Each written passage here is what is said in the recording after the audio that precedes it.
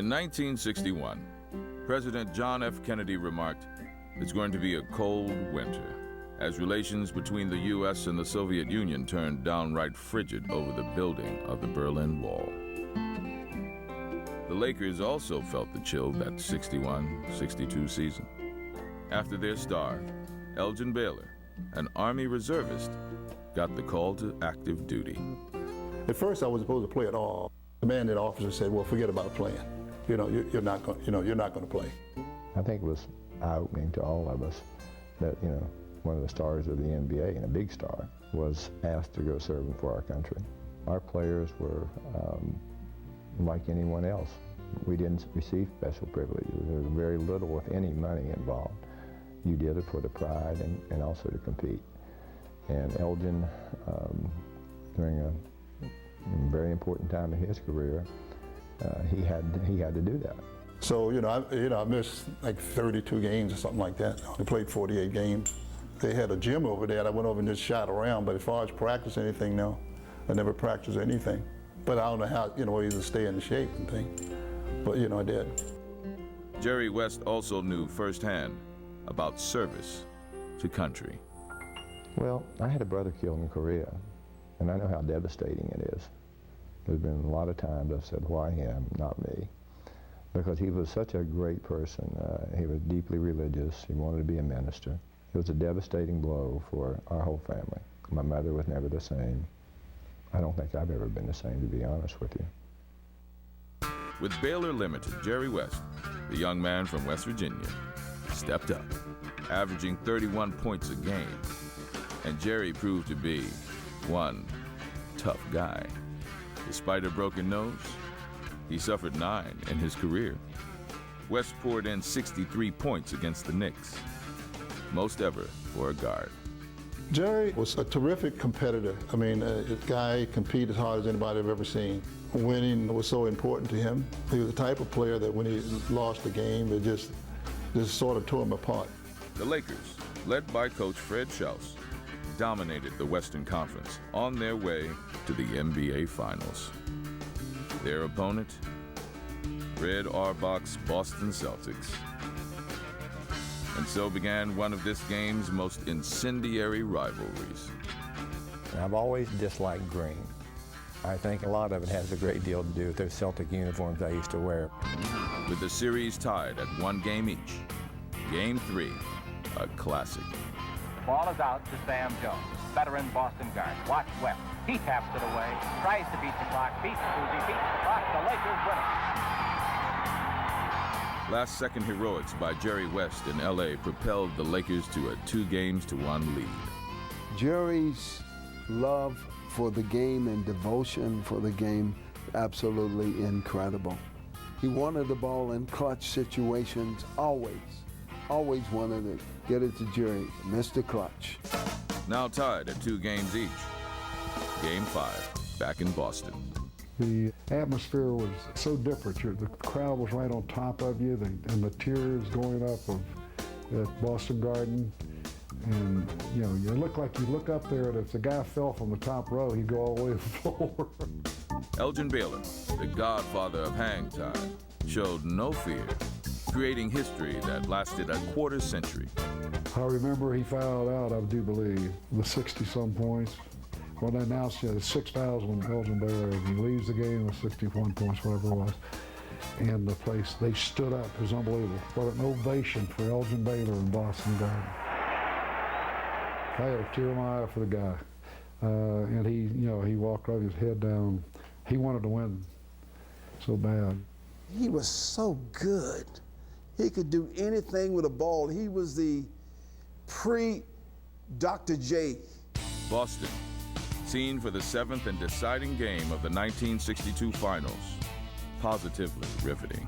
Well, I had the basketball in game 7 in my hands with 5 seconds left coming out of bounds. The score tied, and I have 100. I looked around and Selby's wide open. So I put it to Frank. He put it up and missed it at the buzzer. We go in overtime, and they beat us 110 to 107. So to this day, I call Frank. He answers the phone. I say, "Nice shot, Frank," and I hang up on him. That hurt the most, I think, that one, because that was an opportunity, you know, and I knew that going into the overtime, you know, with being in Boston Garden, we had no chance, you know, in the overtime. We lost in the overtime. So close to their first championship trophy for Los Angeles and everlasting glory, the Lakers came up short. The start of a decade of frustration at the hands of their arch nemesis in green, haunted by this loss for years to come. I think the Selvey one was the toughest one, because if we had won that one, I think it might have changed the whole thing.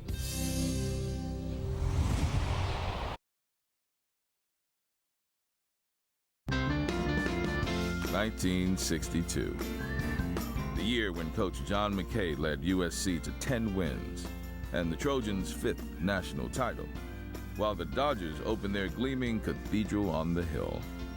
Movie stars came out in droves to see the boys in blue. The Lakers also had their own early believers. 8,300 fanatics came to every game.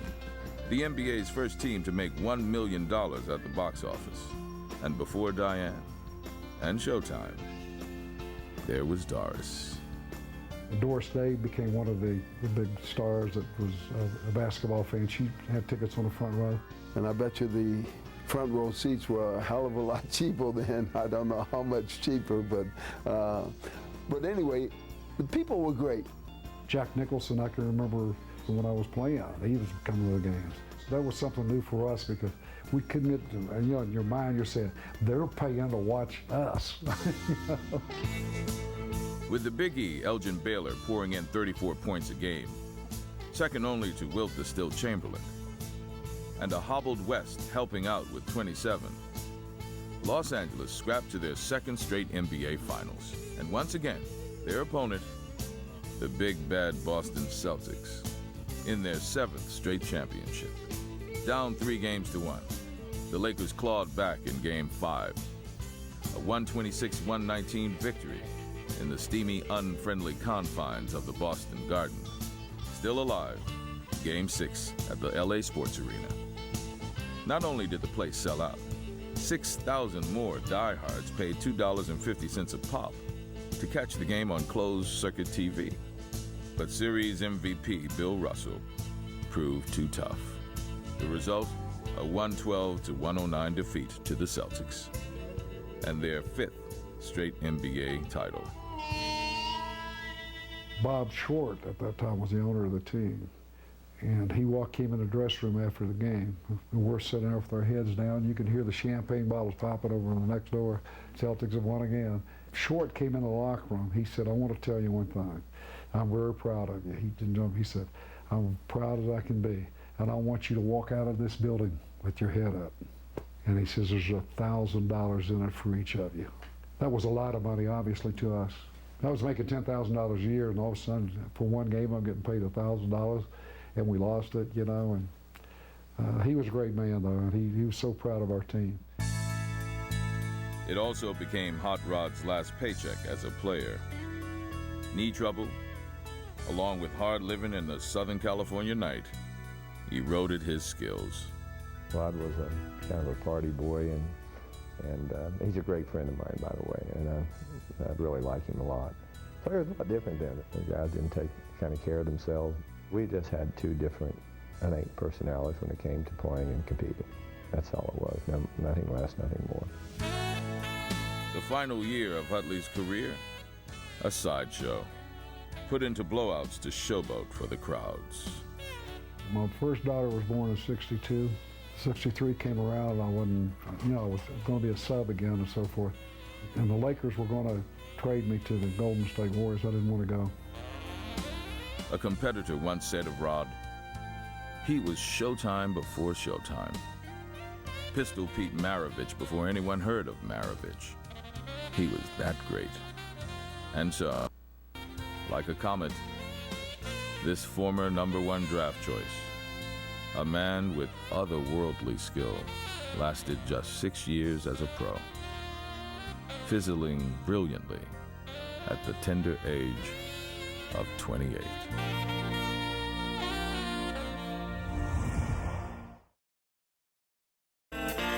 In November of 1963, The Lakers played 7 games, home and away, in just 8 days. A pretty tough schedule that seemed, well, pretty normal back then. At one time, we played 5 games in a row one time. 5 games in a row, 5 different cities and 5 different nights. On November 21st, 1963, the Lakers defeated their conference foes, the St. Louis Hawks, 111-99. Just another ordinary day in the life of an NBA player. But just 12 hours later, news that a gunman fatally shot President John F. Kennedy rocked the nation. I was getting ready to get on an airplane to go and play in San Francisco. And I turned on the news, and oh my God, it was one of the most chilling days of my life, to be honest with you. It was very chilling. The team was traveling, and I was sitting there watching the news. And they interrupted the news and said, FK had been shot. And it was like, it just didn't sound real when they said shot. And it was just shocking, you thought about it, and, I'm just thinking, oh, he's gonna be fine. And it was just, wow, I just couldn't believe it. 1963. A year when Martin Luther King roused the country with his I Have a Dream speech. I have a dream. Of this, Angelino's California dream awoke to a new, sobering reality. And so did the Lakers. By late, the 63-64 season really felt like a downer. Sure, Elgin Baylor, the man with 1,000 moves, still dazzled with about 975 of them. And Jerry West, Mr. Clutch, continued his torrid shooting ways, pouring in nearly 29 a game. But the Lakers lacked a certain punch at center. Gene Wiley pitched in with just 4 points a game. They finished 3rd in the Western Division, and hopes of a 3rd straight NBA Finals dashed after a first-round loss to the St. Louis Hawks. No, for some Lakers and the NBA, the 63-64 season seemed more about a player rebellion that took place before the All-Star game in Boston. Tommy Heinsohn and Cousy were very instrumental in putting this thing together. Cousy, I think, initiated trying to get together a pension plan for retirement when players retire. I guess it was Tommy came up with this idea, said, listen, the thing to do is All-Star game. Said, why don't we get together and just protest and we just tell them we're not going to play. So he decided that we wait an hour or something before the game and tell them then, what are they going to do then? That we're not going to play until they meet their demands. Jerry West, the son of a West Virginia coal worker, knew a thing or two about labor unrest. We didn't talk about going on strike. We were going to go on strike because the players had nothing. We had no rights at all. And it's probably the defining moment for today's players. I don't think they have any clue of the courage it took to tell an owner who told me, if you don't play, you'll never play basketball again. Well, I said, I don't think I'm going to play basketball again. And that's Elgin Baylor's response, too. It was a great idea, the All-Star game and the TV, they're all ready to go, televise the game and do it now before the game. So what are they going to do? They're in a tough spot. Owners caved, and the All-Star game went off without a hitch, with Oscar Robertson of the Cincinnati Royals named MVP. And for years to come, while crippling strikes would haunt Major League Baseball and the NFL, NBA players had only one work stoppage and never walked out on strike. Today, the players are the beneficiaries of averaging about $5.4 million a year, which is unheard of. But more importantly, all the benefits that they have has been through that collective bargaining process. And I look back at that day as a kind of a watershed time for NBA players and the NBA itself.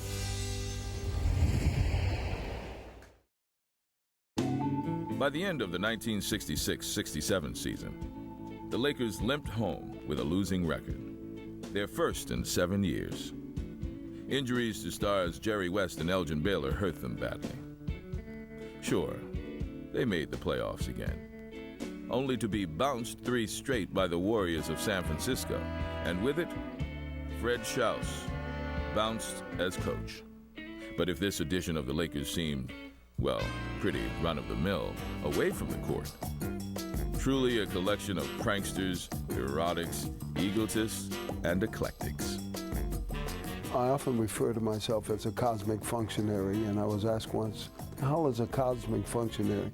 I said, a cosmic functionary is a person who can function in any worldly situation and be comfortable. And what about these famous nicknames given the Laker players? It was Elgin. Elgin gave everybody nicknames. Oh my God, he had so many of them. It was a joke.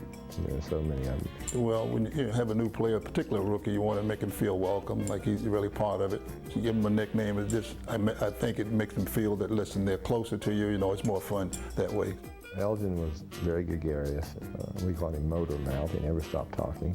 I looked at it as, well, if you didn't have a nickname, then maybe they really don't like you that much. But Elgin and I certainly even today are good friends, and he gave me that nickname Stumpy, because if you look the way I'm built, I really have short legs and long arms. Well, they called Jerry West Zeke from Cabin Creek. Zeke, they call him Zeke all the time. And Jerry had to go along with it. He's a rookie, And I think there's one nickname that sort of stuck with me, Zeke from Cabin Creek. To be candid with you, a lot of people in West Virginia were offended by that. They were very offended. And I never said a word, but again, if people like to kid me, you better be able to take kidding back, because I love to kid. Speaking of Jerry, one of the all-time greats, so much the spirit of basketball that his silhouette literally graced the iconic NBA logo today. Even Mr. Clutch fought his own insecurities and superstitions. The first one in the locker room, the last one dressed. I used to chew half a stick of gum, and I'd put it up on the right side of the locker. They had a place up there. And at halftime, I'd go get another half a piece of gum, chew that, put the other half on the other half of the locker. So at the end of the year, there's a pile of half a stick of gum up there. I drove to the game the same way. If there were a 1,000-car wreck, I went the same way. And finally, there was the bombastic new owner, Jack Kent Cooke. George Steinbrenner before Steinbrenner, who broke ground on his new flashy sports palace in the working-class neighborhood of Inglewood. The Forum, when Jack Kent Cooke then, had the team, and he was talking about building the Forum, everybody thought he was nuts. And they laughed at him. The next thing we knew, we were on the up end of a shovel breaking ground in Inglewood for the Forum. Now, that was Jack Kent Cooke. He was a very dynamic man who wanted what he wanted, and the future was unlimited for him.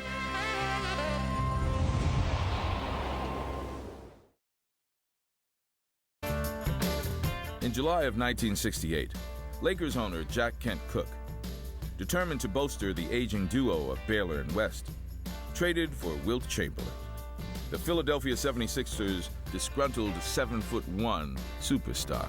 I feel very, very happy that I'm being traded to a team that I believe may stand a chance to go down the records as one of the best teams in basketball ever. And with him, dreams of LA's first NBA title.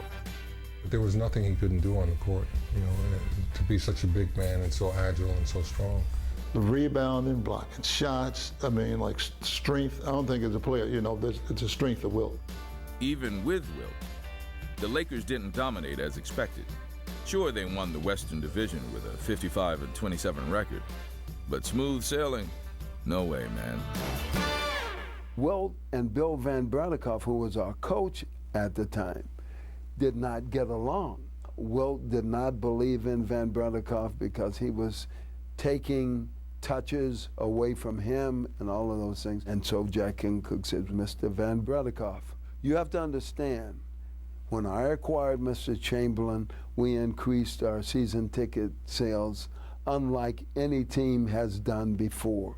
So you must look at him as a business property and a player. Now, if you can apply that, fine. If you can't, you can leave. And so, how fitting, another Lakers-Boston Celtics finals clash.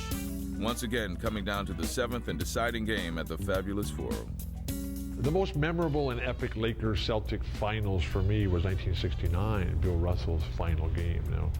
To be able to come in after Jack Kent Cooke had put all the balloons in the rafters of the Forum, after Jack Kent Cooke had instructed the Lakers how the championship celebration was going to be conducted and how Chick Hearn would come to the floor and make the presentation of the trophies. This was before the game, and that was not a wise thing to do. With 5 minutes to go in the game, the Lakers whittled a 17-point deficit down to just 9 when Wilt asked to come out due to a badly throbbing knee. What happened next? A controversy for the ages. Big fella says he's ready to go back in. Then Velikov said, tell him we don't need him. Left him on the bench. We lose by 2 points. It's over. To have Bill Russell win his final game on the road against the Lakers in Los Angeles at the Forum with the balloons in the rafters, you cannot write a greater script than that. Except if you're a Lakers fan. That was the year I said, I can't do this anymore after we lost that game. And it was kind of ironic. I was the only player ever in history of professional basketball to be named the most valuable player on a losing team. And somebody said, well, that must have felt great. It felt horrible. It felt absolutely horrible. I didn't want to be around anyone for a month. Just wanted to be alone and try to figure out all these emotions that were going through me that, just get out of this. This is too painful.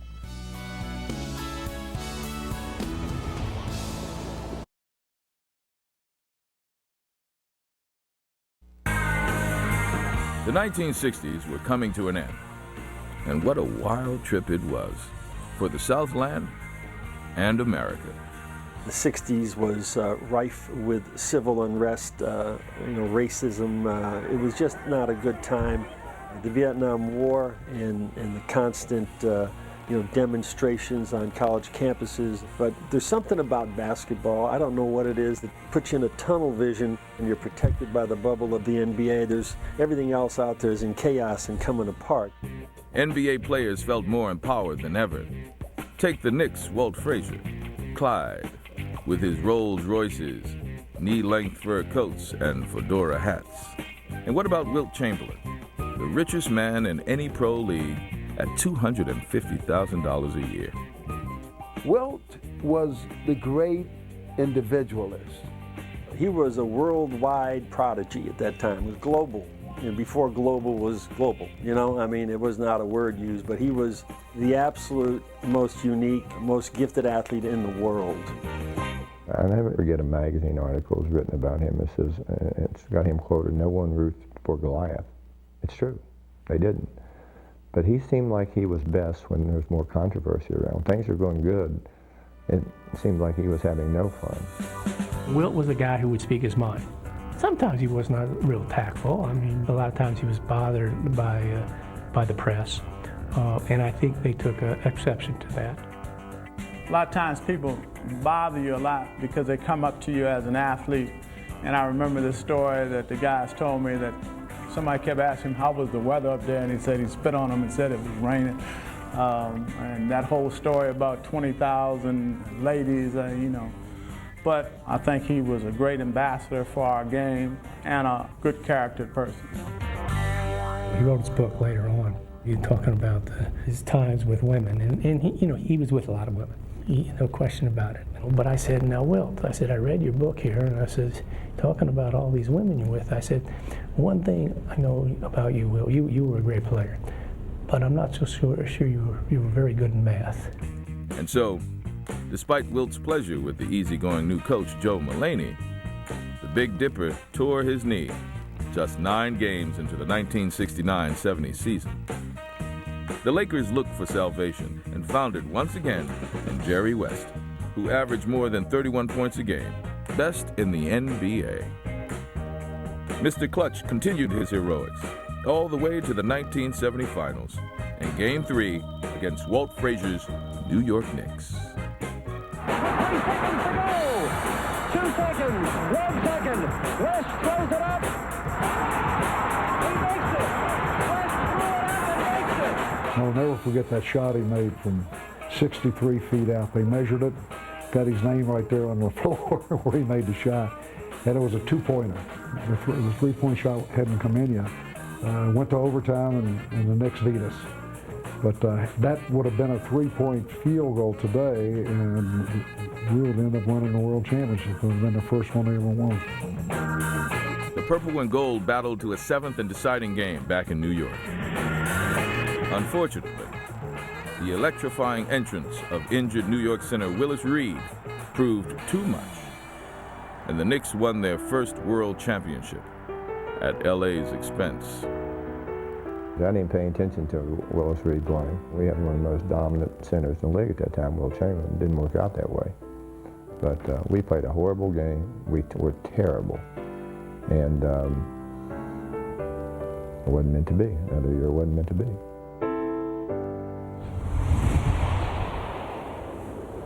One 1970. And the dawn of a new decade brought expansion to the NBA. Now 17 teams strong, with the Lakers in the Pacific Division.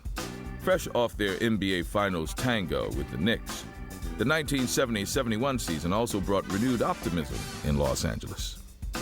Wilt seemed healthy, and Gail Goodrich returned, after talks with the Phoenix Suns owner Jerry Colangelo stalled.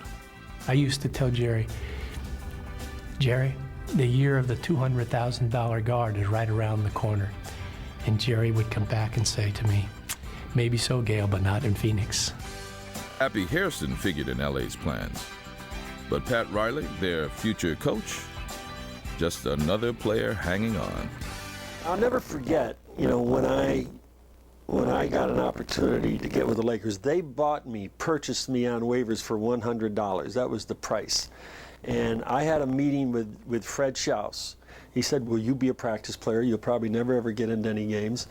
And your job is to keep Jerry West and Jimmy McMillan in shape. That's it.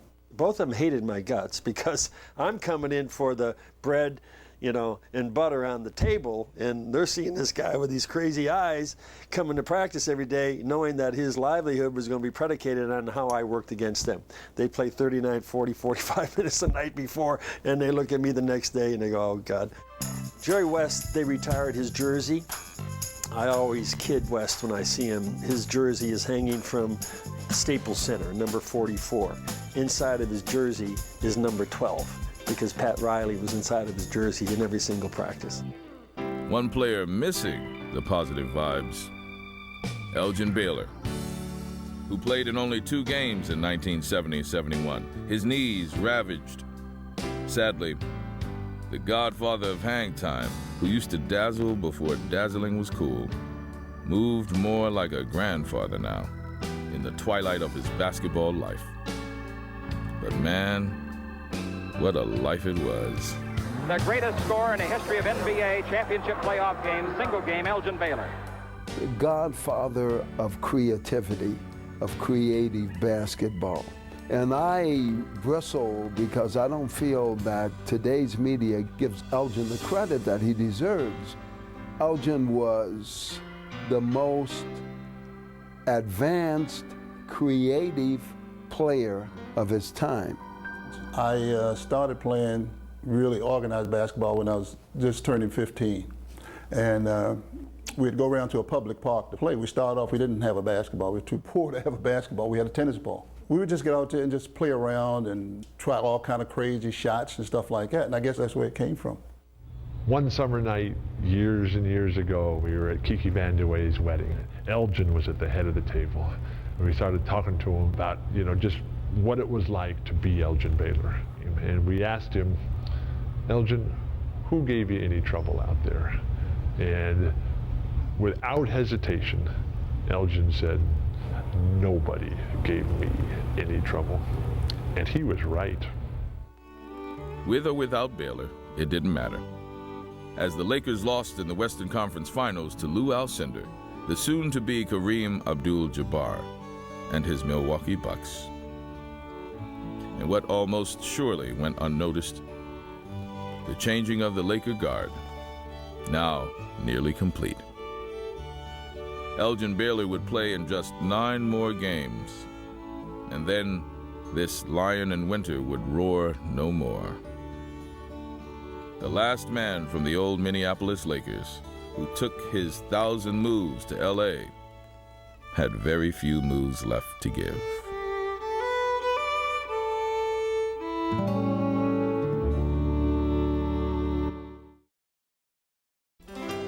Just 9 games into the 1971-72 season, the Lakers' legendary captain, Elgin Baylor, came to a painful decision to retire.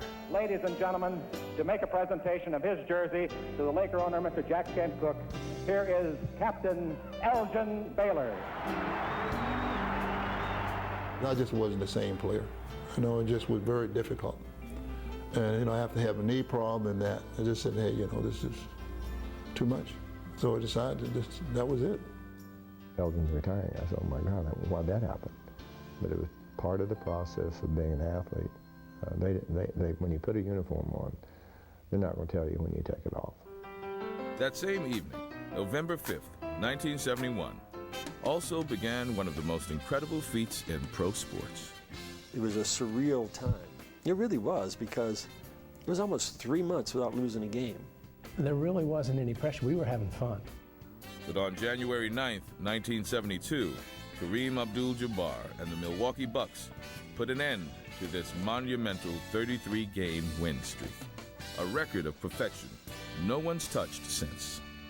Right after we had that record broke in Milwaukee, Jerry West broke his nose in a game against Cleveland like the next night, and then we lost 3 out of our next 5, and the whole city of Los Angeles went, oh, they ain't gonna go anywhere. Unfazed by the fans' doubts, the Purple and Gold, led by first-year coach Bill Sharman, cruised to 69 victories, an NBA record that lasted more than 20 years. Well, frankly, it was pretty easy. After a while, you just expect to win every game. Wilt Chamberlain's scoring dwindled, but he played one mean defense, with nearly 20 rebounds per game. And Jerry West led the league in assists, while Gail Goodrich lit it up for more than 25 points a night. We had such a team that could win a close game, any kind of a game, physical game, running game, slow down game, you name it, we could do it. The Lakers steamrolled into the playoffs.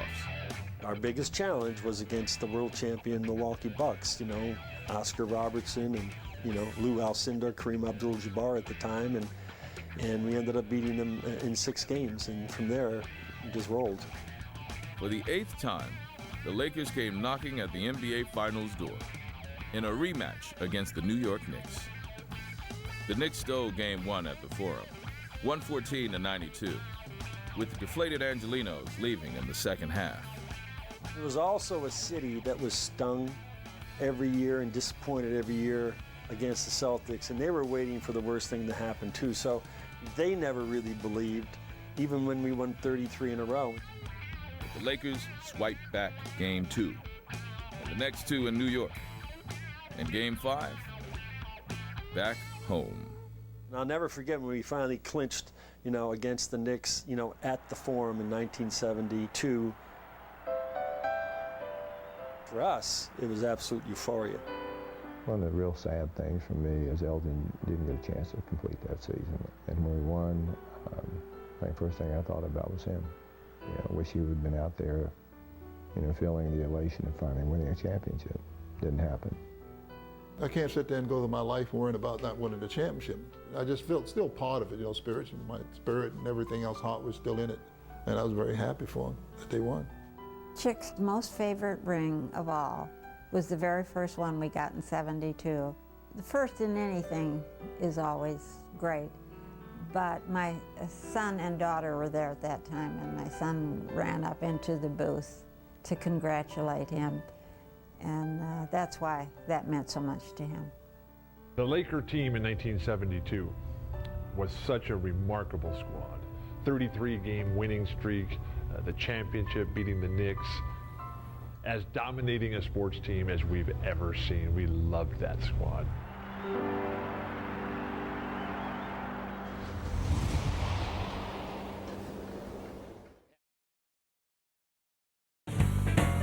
After winning the 1972 World Championship, Laker owner Jack Kent Cooke gave each player a $1,500 bonus. Not bad, except each player got a $5,000 bonus the previous year, while not making the finals. Even worse, first-year coach Bill Sharman, who orchestrated this title drive and permanently damaged his vocal cords in the process, got nothing. So leading to the 1972-73 season, players pooled their bonus money and gave it to Bill Sharman. Such was their respect and love for this man. It didn't begin this way for this former Celtic great. I'll never forget when Jerry West heard about it. He said, "You gotta be kidding me. We're gonna hire Bill Sharman, who's been sticking daggers in his heart for like 10 years in the 60s. And then when he got there, Bill said, well, we're gonna have shoot-arounds. There's probably not a player in the NBA that probably couldn't have strangled Bill today for initiating shoot-around. But they are good. They are good. They get you up and get you moving and get your thought process going to concentrate on the game. I mentioned to Mr. Cook about the morning shoot-around. He said, Bill, good luck. He says, I don't know. You got Wilt Chamberlain, you got Jerry West, you got Gail Goodrich. These players never did it before. I don't know if they'll go along with you. The one guy that he had to get to buy into this was Wilt Chamberlain. And Wilt said, hey, up until 3 o'clock, and he convinced Wilt. He said, Wilt, just do this, okay? Just do this, be part of the team, be a leader here. If it doesn't work, then I'll throw it out. Wilt would drive up in his Rolls Royce convertible, top down, incredible, looking, female, girl. He'd come right off the beach. He loved to play volleyball. He'd be walking into practice in his sandals, and they used to have these Laguna shorts. They were called Laguna shorts, and he had sand in his hair. He'd walk in, and so he'd shoot around some free throws, and we'd walk through some stuff. Sharman worked his magic once again during the 1972-73 season, cajoling the Lakers with their aging stars to 60 wins. Bill Sharman, probably the coach I enjoyed playing for most. I liked him as a person. He was one of the really nice men that anyone put on the face of this earth. He's just a spectacular person. And I enjoyed being around him. It was fun to be around him. And more importantly, we won. 36-year-old Wilt still seems spry, leading the league in rebounding again, and becoming the first in NBA history to record a field goal percentage over 700. Meanwhile, Gail Goodrich took control from the backcourt. 73, Jerry pulls a hamstring, or at least strains a very bad hamstring late in the playoffs. And as again, I think if Jerry doesn't get hurt, we could win. We can't win without Jerry. Playing with 2 injured hamstrings, West and the Lakers sure did try, fighting to their 5th finals in 6 years, and a rematch with the New York Knicks. The Lakers won Game 1 at the fabulous Forum, but New York roared back. If Jerry doesn't get hurt, that we repeat. That's all speculation, as it turns out, but at least we were right there at the end. No one, not even Wilt, knew this would be his last game. And with it came to an end the glorious, tumultuous career of Wilton Norman Chamberlain, the most awesome offensive force ever to play this.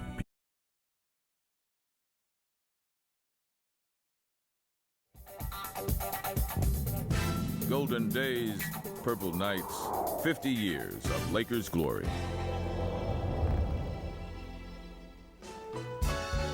Life seemed rather grim for Coach Bill Sharman and his Lakers in the fall of 1975. LA just posted their first losing season in quite some time. Gail Goodrich and owner Jack Kent Cooke tangled in a nasty contract dispute, and the ghosts of Chamberlain and West still loomed large over this franchise. Jack Kent Cooke's response? Find a new superstar for this season and beyond. We are very happy to announce today we have signed Kareem Abdul-Jabbar to a new 5-year contract. That was special. That was really special because Kareem had He had torched every team, especially every player that played against him, including myself, for so long. It seemed nice to be able to be on his side for a change. 7'2" Kareem Abdul-Jabbar, who tired of life in Milwaukee and asked to be traded. And he was. For a wagon full of talented Lakers: Elmore Smith, Brian Winters, Dave Myers, and Junior Bridgman. I had to leave Milwaukee because we had reached a point where we really didn't have a shot at winning the championship. And I just figured I had been there long enough. I thought LA was a great place culturally. The whole idea of being in a town that had a thriving music scene and arts and entertainment really appealed to me. In Kareem's basketball bag of tricks, a little shot called the Skyhook. I guess the term Skyhook really comes from a gentleman named Eddie Doucette, who was the radio broadcaster for the Milwaukee Bucks. He more or less put that name on it, and it stuck. I was taught how to shoot the hook shot back when I was in the 5th grade. They gave me a drill that George Mikan used to use. By the time I was in the 8th grade, I pretty much had the hook shot mastered with either hand off of the glass. He not only was, 3 or 4 inches taller than me, but he was a gifted athlete as well. And so that makes a heck of a lot of difference in terms of preparation. I remember even trying to get ready for season. Instead of doing 5 miles, I say Kareem did 5, I'm gonna do 6 miles because Kareem did 5 miles. You know what I'm saying? Just to prepare. I've known Kareem a long time before I became the head coach. And the one thing about him that I always remembered was that he was the ultimate professional. He was a no-nonsense person. He didn't want to come to practice and have some coach, be intimidated by him or the scene and waste his time. He didn't want to waste his time. If he walked into practice and you had 3 hours of meaningful stuff to do, he would be right there with you. If he walked into practice and you had 15 minutes of BS, he wouldn't want to be part of it. So make sure that it was meaningful and it was going to help the team, and I'm with you. The bad news? The Lakers still finished the 1975-76 season with a losing record. The good news? They finished 40-42, 10 games better than the previous season. And Kareem sparkled, averaging nearly 17 rebounds and 27 points a game, so sensational that he earned a 4th MVP award. He was almost regal in terms of his aura to me. And graceful. And this is again a 7'2" man that was long and graceful, almost like he should have been in the Alan Ailey dance school or something. He was that kind of grace when he was on the floor. Perhaps the best news for Laker fans this 75-76 season? Hope. Hope that Kareem could help the Lakers rebuild and resurrect one of the game's storied franchises. Hope that would allow Laker fans to dream of this yet unknown magical era called Showtime. Give to Kareem. Here he comes.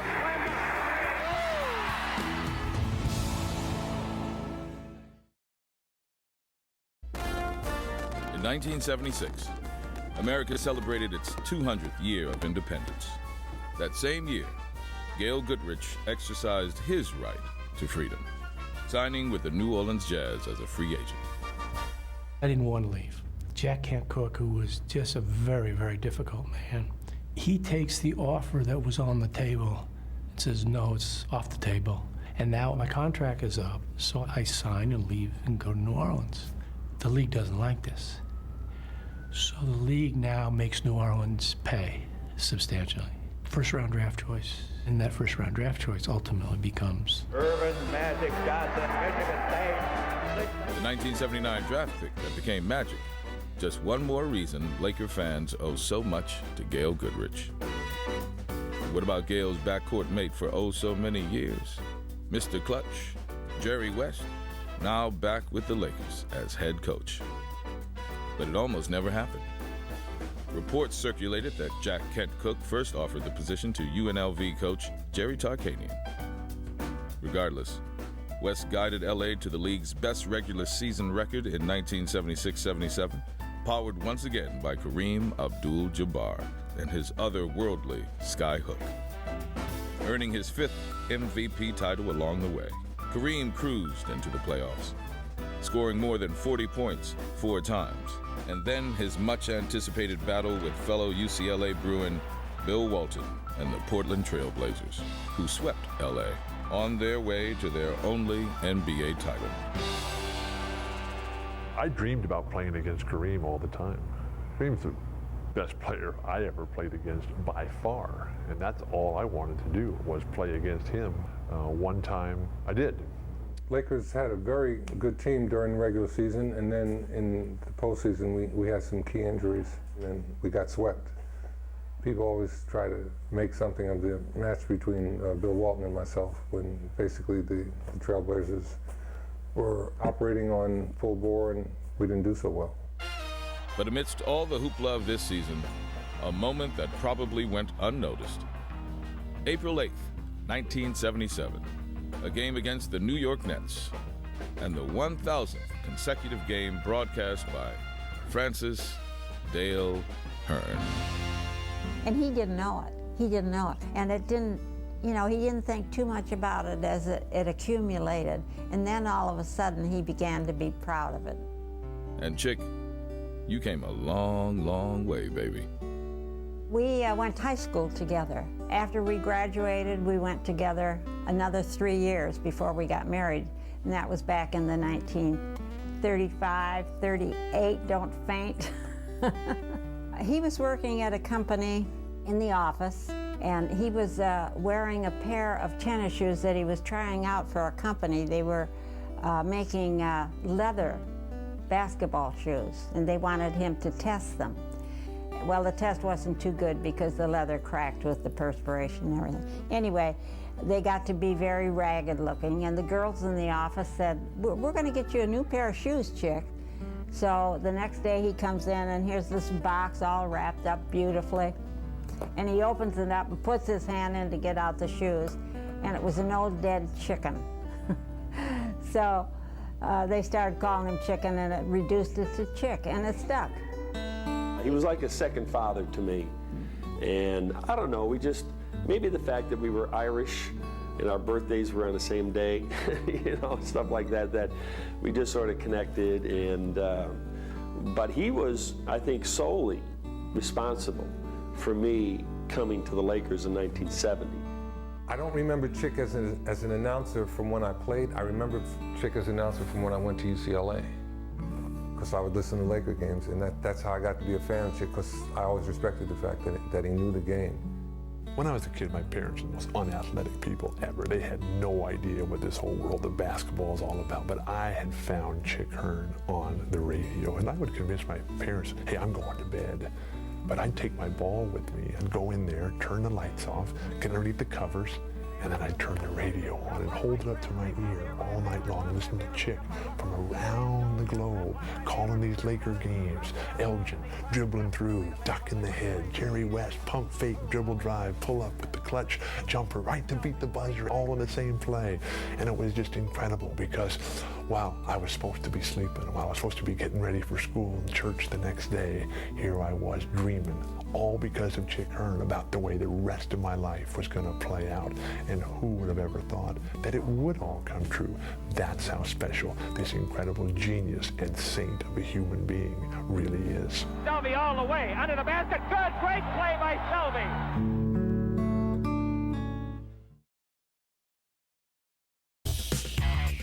Coming into the 1977-78 season, the Lakers showed just a bit more swagger. And why not? The Purple and Gold won 53 games last season, league best. Jerry West found his coaching groove. Jamal Wilkes found his way home through free agency. And a wide-eyed #1 draft pick found the Southland slightly overwhelming. The beautiful thing about coming here in the late 70s, I walked out on the court playing with Kareem, Lou Hudson, Adrian Dantley, Jamal Wilkes, And I'm this little guy from Duquesne University. So when I first got here, it was just so exciting to be on the same court with those guys. But these good vibrations faded very quickly. In fact, just 2 minutes into the Lakers' opening game against the Milwaukee Bucks. My first game, my rookie year, Kareem punched Kent Benson and broke his hand. And he was out for 6 to 8 weeks. So I remember playing in my first game in the NBA. Kermit Washington makes a basket. We go start down court, and we hear something sound like a gun. Pow! And we all turn around, and we see this big 6'11" guy rocking, and he falls out. And we're like, what happened? Kareem had punched him. But we went back to look at the tape. He had elbowed Kareem. So when Kareem caught up with it, he just hit him. And I mean, knocked him out.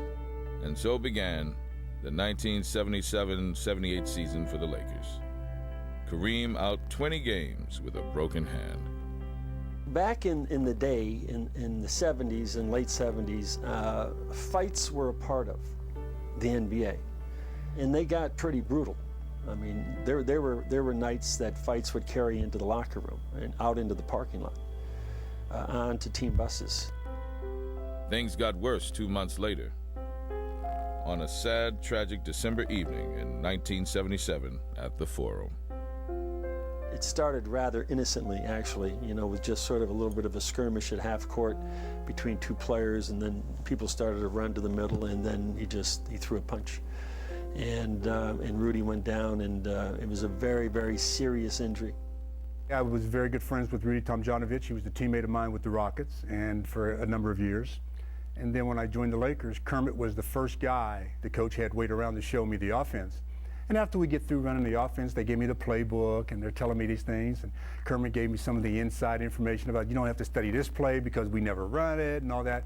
And we became very, very good friends at that time. So when the incident occurred, obviously I was torn, because you've got two people that you like so much, and one of which is getting villainized. I mean, it was really unfortunate what happened to Kermit, the nicest guy in the world.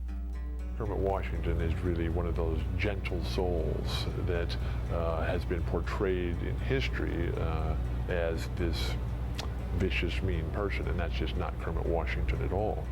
Rudy Tomjanovich, as classy a guy as you'll ever find, and he has moved on from it. And it's just been very difficult, though, for Kermit Washington to be able to escape from this crushing burden that was unfairly put on him. Despite the chaos, the Lakers finished with 45 victories, good enough to make the playoffs, only to lose to Seattle in the first round.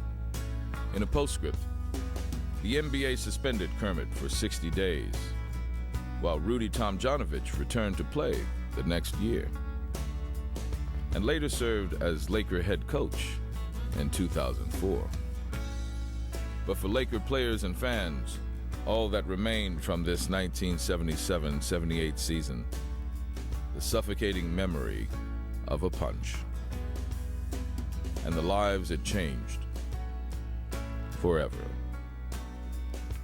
It was a very unfortunate moment that happened in sports, but I think the result of it was a net gain for everybody. And I speak to Kermit now when I see him, and obviously he and Rudy finally have gotten together on it. They have forgiven one another. Obviously Rudy has forgiven him, and Kermit has accepted that and has moved on with their life, but it will torment him forever.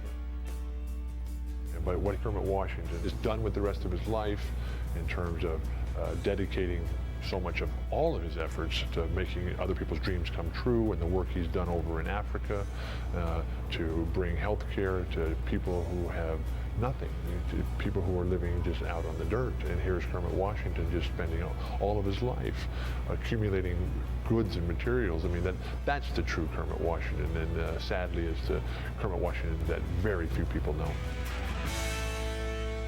It's so hot and bothered. His epic 5-minute martial arts Tang Lee in the movie Game of Death, a cult classic. Man, talk about a guy ahead of his time. Cross-training way before it was cool.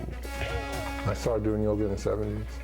So when I started playing with the Milwaukee Bucks, I would come out and do stretch. I would do martial arts stretches, and people looked at me like I was funny then.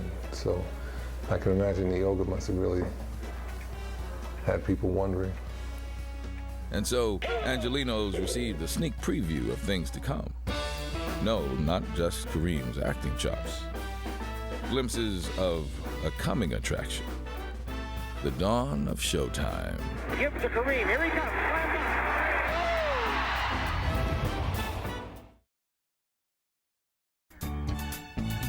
Jack Kent Cooke called me into his office. He says, Bill, he said, I own the Forum, the Kings, and the Lakers. There's nothing I can really do because nobody can buy this from me. I'd like to sell it someday.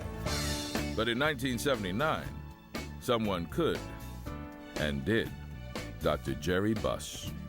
Jerry was great. He was into Hollywood. He was into that sophistication, and Jerry was a guy that brought that vibe into the Forum. He was a player's owner, and he brought in basketball people, and he let them do their jobs, and he rewarded success. As I understand, he wouldn't have made the deal with Jack Kent Cooke if he couldn't have drafted Magic Johnson. The Los Angeles Lakers select Earvin Magic Johnson, Michigan State, 6'8", 200 pounds. I remember our first training camp. We'd be in practice and we could hear his car coming up. The car would turn off and the music still would stay at the same decibel level as he brought in this huge boombox. That was him for a couple of years.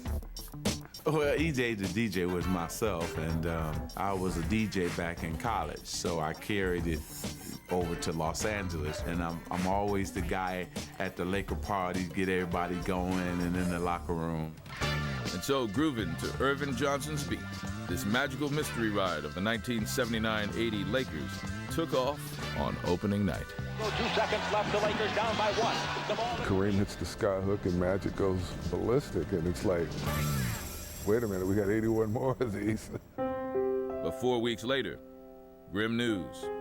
New head coach Jack McKinney barely survived a serious bike injury and battled a severe concussion. So they asked me to come out of the booth, and that's where Chick said, go on down and just help him for a while until Jack comes back. Well, Jack didn't come back. With Paul Westhead at the helm and Pat Riley honing his coaching chops as assistant, the Go-Go Lakers ran and ran. But Kareem Abdul-Jabbar remained the pillar, playing his best ball in purple and gold, with more than 24 points, 10 rebounds, and 3 blocks a game, and a 6th MVP award. And don't forget the man they called Silk, and Chick Hearn's oh-so-favorite shot. It was the 20-foot layup, and he called it that because certain spots on the floor, he felt I was pretty automatic, and I thought I was pretty automatic too. The Lakers rode a gaudy 60-22 record into the playoffs, a tidal wave that carried all the way to another finals against Julius Erving and those Philadelphia 76ers. A hard-fought series indeed, tied at 2 games apiece, Game 5. The 76ers had no answer for Kareem, who poured in 40 points despite a sprained ankle. No one gave us a chance, and then the thought occurred to us, we might be a faster team. We thought, hey, if we could rebound the ball and get up and down the floor, we might have a chance to win. But with Jabbar unable to play in Game 6, the 20-year-old rookie guard also played forward and center that night in Philly. A lot of people don't recall, but the vote for Rookie of the Year had just come out a few days before, and it was very lopsided. I think it was just a perfect setting, to go out and shock the world, and he did it. The Lakers are the world champions. Johnson's heroics earned him the first of 3 Finals MVPs. Even more, LA brought home their 2nd NBA crown. I think we played 108 games. And they've given everything they had, and this is the end result. Yeah, big fella, we love you. We did it for you, and we want you to get up and dance a little bit tonight. I know that ankle is sprung, but get up for us. I just didn't realize the determination and the dedication they had to the big fella. They told him they're going to win it for him and bring it back to him, and they did it. I was very happy for the team. It was great to see the team come through and me not being there. It's a very special moment in sports. The Southland got just a sip of things to come. This new era of Laker basketball called Showtime. It was just the opening act.